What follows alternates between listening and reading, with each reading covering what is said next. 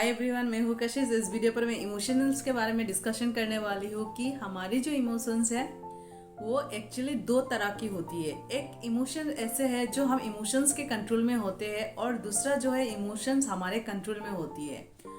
और इमोशंस हमारे कंट्रोल में होती है वो अच्छा है, और अगर हम इमोशंस के कंट्रोल में जाते हैं तो वो हमारे लिए बहुत बुरा है। क्योंकि अगर मान के चलो इमोशंस आपको कंट्रोल कर रहा है तो वहां पर आप सही डिसीजन ले सकते हैं क्या? बिल्कुल नहीं। लेकिन अगर आप इमोशंस को कंट्रोल कर रहे हैं तो वहां पर आप सही डिसीजन ले सकते हो। कैसे? क्योंकि इमोशंस में बहुत दुखी हो जाता है और एक दुखी आत्मा क्या डिसीजन ले सकता है? वो एक गलत डिसीजन नहीं ले सकता है। और अगर आप इमोशंस को कंट्रोल कर लिया तो डेफिनेटली आप वहाँ पर इमोशंस में भी एक सही डिसीजन लेने का आपके पास ऑप्शन रहता है। अब ये इस इमोशंस को कंट्रोल कैसे किया जा सकता है? जैसे अक्सर हम या तो कोई चीज़ खो देते हैं तो हमारी ये जो इमोशंस है तब कब क्रिएट होती है? जब हमारी दिल ब्रेक होता है, यानी कि हमारी हार्ट ब्रेक होता है, तब जाकर हम इमोशंस को कंट्रोल नहीं कर पाते हैं। यानी कि जैसे मान के चलो आपके पास एक चीज़ है जिससे आप बहुत प्यार करते हो और वो चीज़ आपसे छीना जाता है या आपसे खो जाता है, तो आप उस वक्त क्या कर सकते हैं कि बहुत इमोशनली में आके आप कुछ भी डिसीजन ले सकते हो। लेकिन उस जगह पर आपको ये सोचना है कि आप अगर उसमें इमोशंस होके दुखी हो रहे हो या रोए ही जा रहे हो 1 घंटा 2 घंटा 3 घंटा सारे काम बंद करके, तो वहाँ पे ना तो वो चीज़ आपके पास वापस आ सकती है और ना ही आप रोते हुए उस चीज़ को वापस पा सकते हो। तो वहाँ पर आपको प्रैक्टिकली ये सोचना है कि अपने इमोशंस को यही समझाना है कि मैं इस चीज़ को लेके इमोशंस हुआ, जब वो चीज़ मेरे पास था तभी भी मैं खुश थी और आज नहीं हूँ, तो ये थोड़ा सा चेंजिंग है, इसको मैं एक्सेप्ट कर लेती हूँ या कर लेता हूँ तो यहाँ पे भी मुझे खुशी मिल सकती है। बस बात इतनी सी है कि मुझे रियलिटी को एक्सेप्ट करना है। यानी कि इसको आप रिलेशनशिप के साथ भी रिलेट कर सकते हो। जैसे आप किसी से बहुत प्यार करते हो तो वो इंसान आपके लाइफ से चला जाता है, तो वहाँ पर सालों से आप रोए ही जा रहे हो, 2 सालों से रोए जा रहे हो, तो वहाँ पर ना तो आपके रोने से वो व्यक्ति आपके ज़िंदगी में वापस आ सकता है और ना ही आप रोते हुए उसे हासिल कर सकते हो। नहीं हासिल कर सकते। हाँ, अगर आप उसे इमोशंस में हासिल करना चाहते हैं तो या तो 1 महीने के लिए 2 महीने के लिए कन्विंस कर सकते हैं, लेकिन पूरी ज़िंदगी के लिए कन्विंस नहीं कर सकते।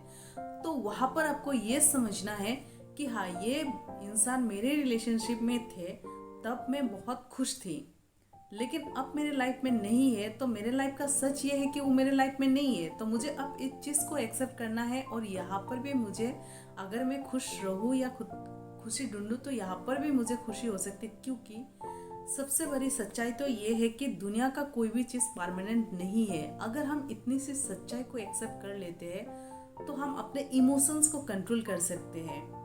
और अगर आप ये इमोशंस आपके कंट्रोल में है तो आप कुछ भी कर सकते हो। यानी कि आप जैसे कि मान के चले, बहुत सारे लोग ऐसे होते हैं कि रिलेशनशिप में आना नहीं चाहते हैं। किसी लड़की को जाके पूछ के देखो, बोलेगा रिलेशनशिप बहुत बुरा है, अब ब्रेकअप होता है तो इतना दर्द होता है। या फिर किसी लड़के को ही जाके पूछा, अरे लड़की धोखेबाज होती है, जब धोखा देता है बहुत दर्द होता है, उससे अच्छा है कि सिंगल रहो। एक्चुअली बात यही नहीं है कि दुनिया में हम आए हैं तो हर चीज़ को हमें मतलब लेना है, लेकिन उस चीज़ को लेके हमें मेंटली प्रिपेयर होना है। हाँ, डेफिनेटली अगर आप किसी के रिलेशनशिप में आते हो तो उस रिलेशनशिप में बेशक आपको ऐसे चीज़ें मिलेगी कि बहुत खुश हो सकते हो आप उनके साथ, जैसे टाइम स्पेंड करना या जो भी है। एक रिलेशनशिप में जो खुश रहते हैं उन्हीं को ही पता होता है कि रिलेशनशिप क्या होती है।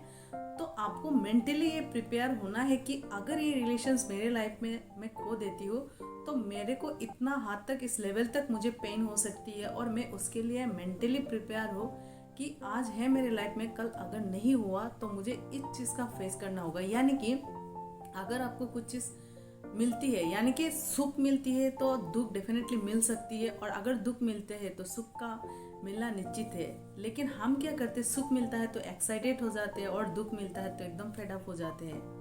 अगर आप जरा सोचो, सुख और दुख को बराबरी में अगर आप देख सकते हो, दुख में भी आप नॉर्मल हो और सुख में भी आप नॉर्मल हो, मतलब दोनों ही चीज़ों में एक्साइटेड ना हो, तो आपके लिए लाइफ क्या होगा, बैलेंस बना रहेगा।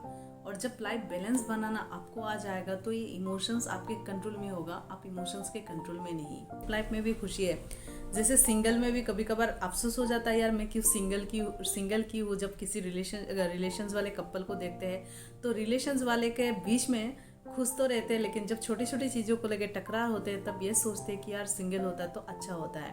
तो इसी तरह से ही होते हैं, यानी कि सिंगल का भी एक अलग सा खुश है, रिलेशनशिप का भी एक अलग सी खुशी है।